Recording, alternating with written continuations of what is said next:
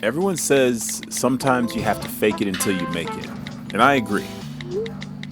But what happens when faking it till you make it goes wrong? Well, you're about to find out.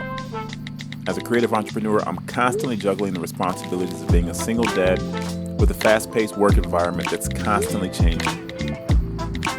And when these two worlds collide, I have to make tough decisions. How did you fill up that laundry basket with clothes in 3 days? Jesus Christ, man. What if I pick you up early from school and I take you to your mom's?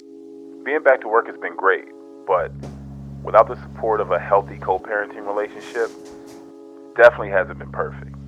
But the more I've taken on, the more resourceful I've become. I just got the wide angle attachment from the Osmo, and today I'm going to give this thing a shot because I do find that this lens is a little bit tighter than I would like it to be. Also, I've noticed that in low light conditions like this, camera's probably not going to perform that great. Friday morning, I have to work, and I'm supposed to take him to his mom's house this evening. With my work today, I'm supposed to go in a little bit later. It means I either have to pick him up early from school to take him over there, or I'm going to be late for work, and I can't be late for work. It's kind of nice to have that as a problem. Like, I have a work conflict because, work gets kind of crazy. I got to kind of make the decision, like, is it going to be work or is it going to be, getting him to see his mom? And unfortunately, those two things seem to be in conflict right now.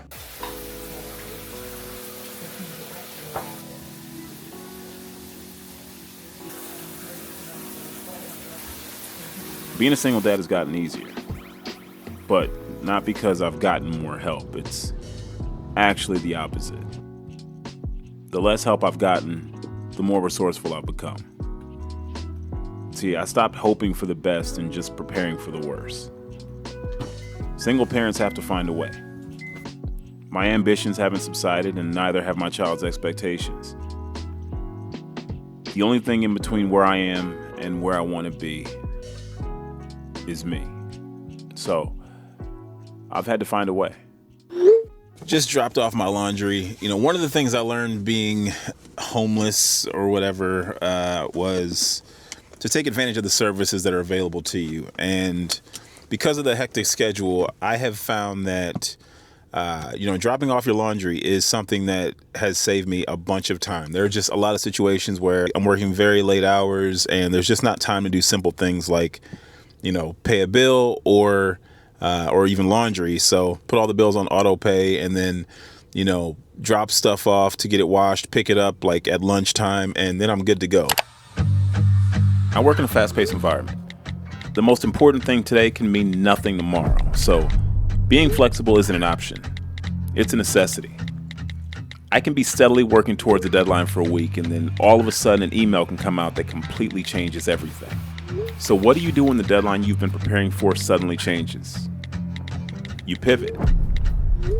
The thing is, in this world, sometimes you're given assignments that you're not quite ready for, but it's too late. You already have the job, so you figure it out. You ever get that feeling that your coworkers are trying to sabotage you? It's not true, or at least in my case, it's not. Faking it till you make it always sounds like a good idea until you get caught. And that is exactly what just happened. I'm definitely somebody who's always willing to learn. I'm always putting in the extra hours. I'm reading the books. I'm studying. But sometimes you mess up, and I guess I did. And the thing is, when you make a mistake, all you can ever really do is take responsibility. And that is what I'm having to do now.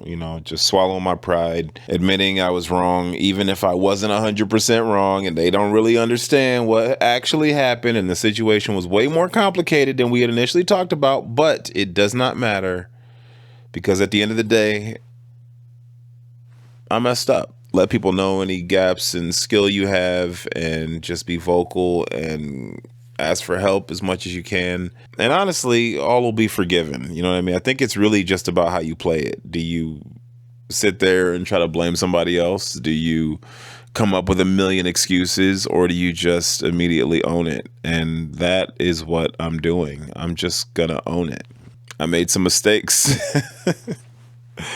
But it wasn't because I didn't try. It wasn't because I was being malicious. Like, it's because of ignorance, like there's just things that you don't know, and there's things that, you think you do right and you don't. But the beauty of all of it is that I don't work independently. I work with a team. And when I mess up, the team will sometimes have to come and pick up my slack, and vice versa. They say if you want to go fast, go alone. And if you want to go far, go with others.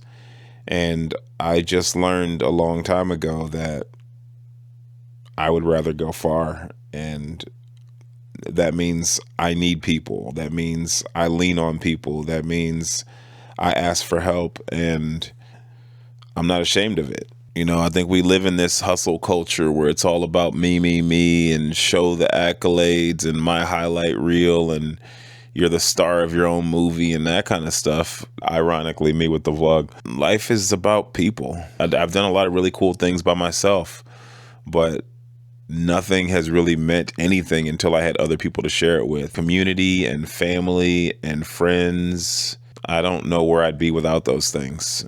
Whenever I've done something wrong in the past, I will always immediately tell my mentor, it won't happen again. And his response is like always so on point.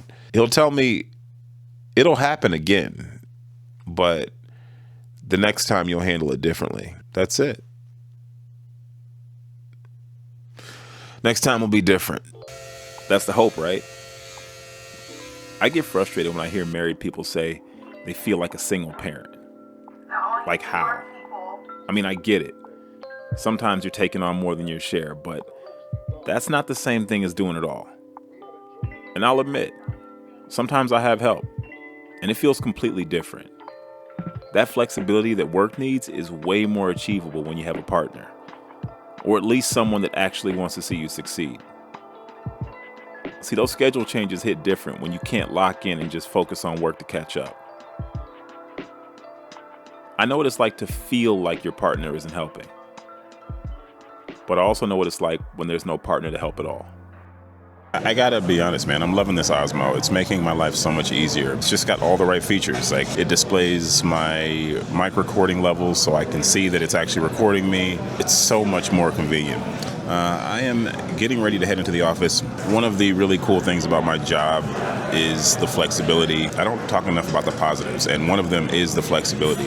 When I am working, I kind of, set my own time, which allows me, of course, to be able to pick up my son or run errands during the middle of the day or whatever else I need to do. It's going to be a hectic weekend because I'm working another job tomorrow, and I have to finish all the work I need to do for the next week on Monday. They're being flexible with me, so I gotta work hard for them. The only constant is change.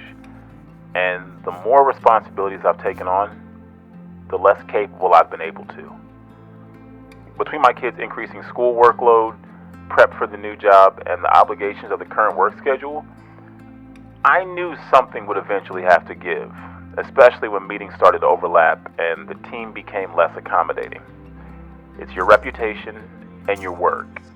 And if you can't change when your client needs you to, sometimes you become that change.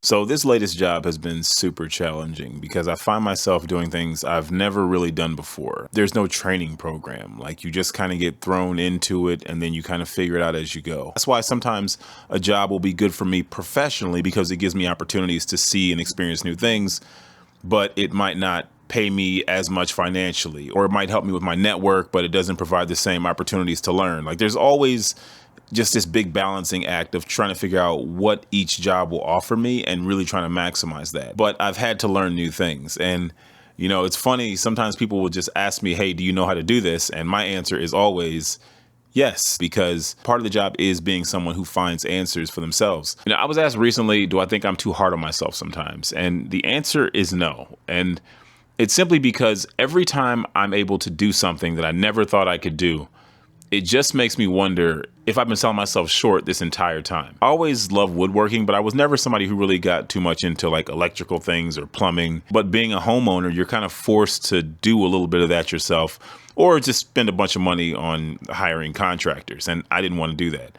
So the more of it I did, the more comfortable I got with it, the more I started to consider like, perhaps I do have these skills. Perhaps I really can do this stuff myself. But the main thing is just not being afraid of new challenges. Even when I think back to the day I taught my son to tie his shoes, it was a very specific day because I remember we had about an hour-long drive. I literally told him, before you get out of this car, you're going to tie your shoes today. So I made him watch 45 minutes of videos and then start practicing in the car.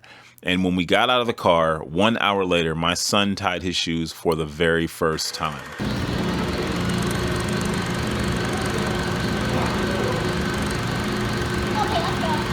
And there is just something about that feeling of like being able to accomplish something you didn't think you can do that I think it's super important for everyone. The more you do, the more you accomplish, the more you think you're truly capable of. And things that seem challenging or impossible, they just don't feel that way when you keep crossing stuff off your list.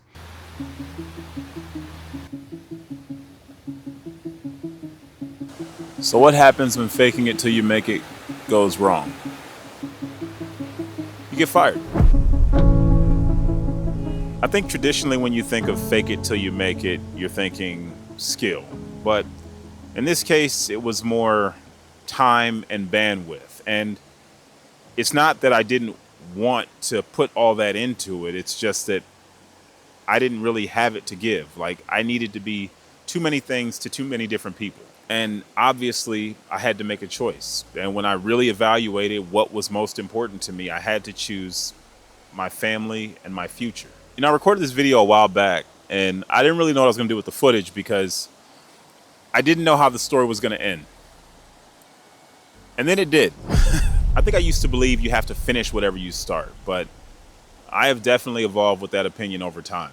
I've always made decisions professionally based on loyalty, the future, opportunity, and not really choosing stability. And if you're going to be an entrepreneur, you got to take some chances. You have to be willing and comfortable with inevitable change. You have to be prepared for instability and unstable footing. That's the difference between the security of a job and getting out here and making it happen for yourself. While it is noble to always see things through, entrepreneurship often puts you in a position where you have to prioritize clients. And if I'm being honest, when I felt my support slip, I pulled back. But honestly, I'm glad I made the moves that I did because I was able to choose the things that I wanted to do instead of things that I had to do.